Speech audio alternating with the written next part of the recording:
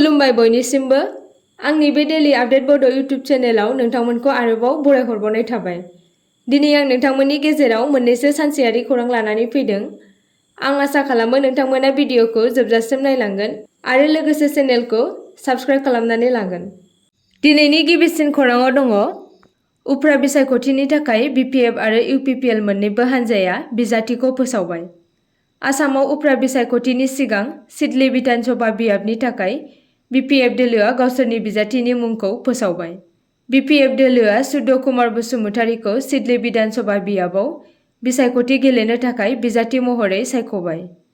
बिनि सिगाङाव मैया UPPL दोलोआबो निर्मल कुमार ब्रह्मखौ सिडली बिधान सभा बियाबनि थाखाय बिसायख'थि गेलेनो मुंखौ फोसावबाय, जाय BPF दोलोनि बिजाथि सुद' कुमार बसुमतारीनि हेंथायै गेलेगोन। बिधान सभानि बिसायख'थिया 13 नबेम्बराव जागोन आरो बिनि साननाय हाबाफारिया 23 नबेम्बराव जागोन। UPPL दोलोनि निर्मल कुमार ब्रह्मखौ बिजाथि महरै फसंदों, जाय गिबि खेबनि थाखाय बिधान सभानि उफ्रा बिसायख'थि गेलेगोन। बिनि सिगाङाव बिथाङा 2015 मायथाइनिफ्राय 2020 मायथाइसिम बिटिआरनि थाखाय आयेन आफादनि सोद्रोमा महरै हाबा मावदोंमोन। नैथि खौराङाव दङ अल आसाम रेसलिं बादायलायनायाव सनानि मेडेल देरहानो हादों बर' हारिनि आंगो फिसा गौतम नार्जारिया। मिन्थिनो मोननाय बायदिब्ला थांनाय 20 अक्ट'बराव गुवाहाटीनि नेहरू स्टेडियामाव खुंजानाय अल आसाम रेसलिं बादायलायनायाव बाहागो लादोंमोन, जेराव गौतम नार्जारिया गावनि गोब्राब नाजानायजों बे बादायलायनायखौ देरहानो हायो। सनितपुर जिल्लानि सिङाव थानाय बालिपारा हालामनि महेश्वर गामिनि बिफा प्रदीप नार्जारि आरो बिमा भबानीनि फिसाज्ला गौतम नार्जारिया गुवाहाटीनि नेहरू स्टेडियामाव खुंजानाय अल आसाम रेसलिं बादायलायनायाव गल्ड मेडेल देरहानो हानायजों लोगोसे बालिपारा ओनसोलजों लोगोसे दुलाराय आसाम नाङैनो बर' हारिनि गेजेराव गोग्गानाय लाबोनो हादों। थामथि खौराङाव दङ बिटिआर सोरखारनि फिन मोनसे बाखनायजाथाव खामानि। सोरखारि साख्रि गैयै लाइमोनफोरखौ राङारि बिथिङाव जौगाखांहोनो थाखाय बिटिआर सोरखारनि राङारि अनसुंथाइ मिशन फिन रोदोमखां बिथांखिनि गेजेरजों मैया क'क्राझारनि सेरफांगुरियाव बारग' NDFB-फोरनि माखासे क'अपारेटिभ ससाइटि आफादफोरनो राङारि अनसुंथाइनि चेक राननानै होदों बिटिआर सोरखारा। बे चेक राननाय हाबाफारियाव धनन्जय बसुमतारी, अखिल मुसाहारि, MCLA सन्जय सरगयारि बिथांमोनजों लोगोसे बारग' NDFB-नि गोबां मावथि बिथांमोनहा बाहागो लायो। आरो बे हाबाफारिजों लोगोसे गासै मोन 5 बारग' NDFB-फोरनि क'अपारेटिभ ससाइटि आफादफोरनो गासैनोबो गिबि खेबनि थाखाय 24 लाख रांनि चेकखौ गथायना होनाय जायो। ब्रैथि खौराङाव दङ बिश्वनाथआव मन्थ्रि पीयूष हाजरिकानि कारजों सासे सुबुंनि जिउ खहा। मैयानि मोनाबिलियाव बिश्वनाथनि सादारुनि साखाथियाव 15 नं माहारियारि राजा लामायाव संसदारि बिफाननि मन्थ्रि पीयूष हाजरिकानि कनभयआव कारजों सौग्रावनायनि जाहोनाव राकेश तेलामी मुंनि सासे सुबुंनि जिउ खहा जायो। जाथायनि उनाव रागा जोंखांनाय जायगानि सुबुंफोरा मन्थ्रिनिफ्राय नियाय बिनानै हायुङारि राजा लामायाव हेंथा दिन्थिफुंना राजा लामाखौ होथेयो, जायनि जाहोनाव मोनसे गिदिर हेंथा सोमजिदोंमोन। पुलिस मावख'गिरिफोरा थासारिखौ गोजोन खालामनो जाथाय जानाय जायगायाव सौहैयो, नाथाय सोमावसारगिरिफोरा हेंथा दिन्थिफुंनायखौ बन्द' खालामनो राजि जायाखैमोन। जिल्ला कमिशनार मनिन्द्र नाथ नेगेटिया उनाव थासारिखौ सामलायहैयो। दिन्थिफुंगिरिफोरखौ गावसोरनि सान्नायफोरखौ सुस्रांनो थाखाय मन्थ्रि पीयूष हाजरिकाजों मोनसे सावरायनायनि खोथा होयो।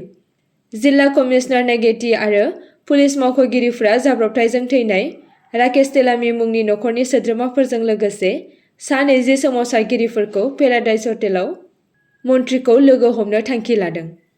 बाथि खौराङाव दङ ब्रह्मपुत्र दैमानि सेर सेर लाइट हाउस लुनो सानथांखि लादों। मिरु रुंमा गाथोन, शिपिं आरो दै लामा बिफाननि मन्थ्रि सर्बानन्द सन'वालआ बुंदोंमोन दि सोरखारा ब्रह्मपुत्र दैमाखौ मोनसे गाहाय दिङा सान्थ्रि लामा महरै सोलायनो नाजागासिनो दङ। बेनिखायनो गोहोगोरा दैमानि सेर सेर माखासे लाइट हाउस लुनायनि बिथांखि लानाय जादों। बिथाङा बुंदोंमोन दि लाइट हाउसफोराव ओनसोलारि हारिमु आरो जामुंफोरनि थाखाय मिरु थागोन, जाहाथे दावबायारिफोरा जायगानि मोन्दांथि मोननो हायो। बिनि अनगायैबो दावबायारिफोरखौ लैथोनि मोनसे समायना नुथाय नायनो थाखाय लाइट हाउसफोरनि गोजौसिम गाखोनो गनायथि होनाय जागोन। लाइट हाउस दावबायनायखौ जौगाहोनो थाखाय उरिष्यायाव साननैनि लाइट हाउस फोरबो खुंनाय जादोंमोन आरो बेबादि फोरबोफोरखौ हादोरनि गुबुन बाहागोफोराव लाइट हाउस थानाय जायगायाव खुंनाय जागोन होनना बिथाङा बुंबावदों। जाहाजफोरखौ लामा दिन्थिनो थाखाय लाइट हाउसफोरा जौथाइ बोसोर सिगांनिफ्रायनो दङ, नाथाय थांनाय माखासे बोसोरफोराव लाइट हाउसफोरनि बिफावआ जोबोद सोलायबाय आरो हादोरनि गासिबो लाइट हाउसफोरखौ डिजिटेल खालामनाय जाबाय। सोरांजों जाहाजफोरखौ लामा दिन्थिनायनि अनगायैबो लाइट हाउसफोरा आथिखालाव जाहाजनि केप्टेनफोरनो गुबुन गुबुन सुबिदाफोर होयो। सन'वालआ बुंदोंमोन दि भारतआव लैथोआरि फालांगियाव गोख्रोङै बांनायजों लाइट हाउसफोरनि गोनांथिया गोबां गुन बांदों। द'थि खौरांआव दङ, खोला कामरुपआव फिसालानि सिगाङावनो गावनि बिसिखौ बुथारदों, जेराव खोला कामरुपआव मोनसे दुखुनांथाव जाथाय सोमजिदों। सासे आइजोखौ गावनि फिसायआ गावनि 1 बोसोर 5 दान जानाय बैसोनि फिसालानि सिगाङाव खास्रि-बिस्रियै बुथारदों। फिसाय कुशाल ठाकुरियाया गावनि बिसि मौसुमी ठाकुरियाखौ गोबौ हाथियारजों गोबां खेब गाग्लोबनायनि बे मुगैथाव खामानिखौ मावदोंमोन। बिनि उनाव बिथाङा आखायाव हाथियार लानानै 2 किल'मिटार गोजान थाबायनानै विजयनगर पुलिस थानासिम थाङो आरो मिनिस्लु मिनिनानै गावखौ सारेन्डार खालामहैयो। बुथारखांनायनि उनाव बिथाङा बुंदोंमोन दि आं बिखौ बुथारदों, बिहा मोजां मोनलायनाय दंमोन। जुदि आं गोबौ हाथियार बाहायामोनब्ला आं आरो मा बाहायनो हागौमोन होनना। जायगानि थागिरिफोरनि फोरमायनाय बायदिब्ला मौसुमीआ सासे अनसुलि गोसोनि आइजोमोन आरो बियो गुबुन रावजोंबो जेबो सोमोन्दो गैयामोन। बिथांमोना आरोबाव फोरमायदोंमोन दि बिथांजोआ गोबां समनिफ्रायनो गावनि फिसायनि आखायाव गाज्रि रोखोमै बाहायजादों आरो बिथांनि हिंसायारि रागाखौ गिनानै थादोंमोन। बिथाङा सिगाङावबो गुबुनफोरखौ गाग्लोबदोंमोन, जाय सासे जायगायारि गाज्रि आखुनि महरै गावनि मुंखौ गोख्रों खालामदोंमोन। बिथांजों लोगोसे बिथांनि बिमा प्रमिला ठाकुरियाखौबो दायजों लोब्बा थानायनि दायाव खानाय जादों। गामिनि सुबुंफोरा दा बिमा आरो फिसाज्ला सानैनिबो थाखाय गोख्रों साजा होनो दाबि खालामदों। 7थि खौरांआव दङ, गुवाहाटीआव बैसो जानाय आइजोनि गोथै सह' मोन्दों। 20 अक्ट'बर रबिबारखालि गुवाहाटीनि जटिकुसियाव गावनि न' सिङाव गोथै सह'खौ गोबां साननिफ्रायनो थानायनि अजद होनाय जादों, जाय बिथांजोजों थाफानाय बिथांजोनि फिसाज्ला जयदीप देनि गोसोआरि अबस्थानि सायाव सोंलु सिखांदों। जायगानि रिपर्टफोरनि बायदिब्ला बिथांजोनि फिसाज्ला जयदीपआ सिगाङाव गोसोआरि बेरामनि नेरसोन दिन्थियाखैमोन, नाथाय 3 बोसोर सिगां गावनि बिफा थैनायनि उनाव गोख्रैयै आलादा-आलादा जानो हमदोंमोन। गावनि बिफानि रुंसारि जाखांनायनि उनाव जयदीपआ बुंनाय बायदिब्ला गुबुनफोरजों गावनि रायज्लायनायखौ खम खालामदोंमोन आरो गावनि बिमाखौ नसुंसेनि सुबुंफोरजों रायज्लायनायखौ होबथादोंमोन। आरो बे थासारिया सोराङाव फैदोंमोन जेब्ला नसुंसेनि सुबुंफोरा बिथांनि बिमा पुर्णिमाखौ गोबाव समनिफ्रायनो नुनाय जायाखैमोन।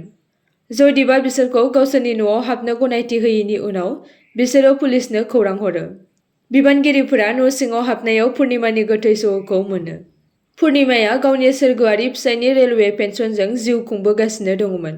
बिथांजोनि थैनायनि जाथायफोरा दासिमबो रोखा नङा आरो बिनि सायाव दा नायबिजिरनाया सोलिगासिनो दङ।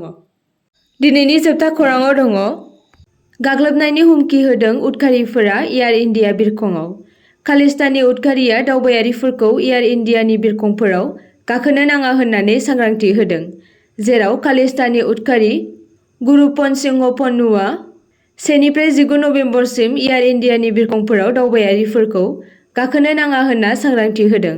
उदखारि गुरुपन सिंह पन्नुआ सिख बेरेखा दाङाबाजिनि 40थि बोसोरारि फालिथायखौ मुंख'नानै 1 आरो 19 नबेम्बरनि गेजेराव एयार इन्डियानि बिरखंआव गाग्लोबनो हागौनि गोख्रों हुमखि होदों, जायनि जाहोनाव नबेम्बर दाननि गेजेराव एयार इन्डियानि बिरखंजों दावबायनो सानदोंब्ला सांग्रां जानो खावलायदों। आसा खालामो नोंथांमोना भिडिअखौ नायनानै मोजां मोनगोन आरो चेनेलखौ लाइक आरो साबस्क्राइब खालामनानै लागोन।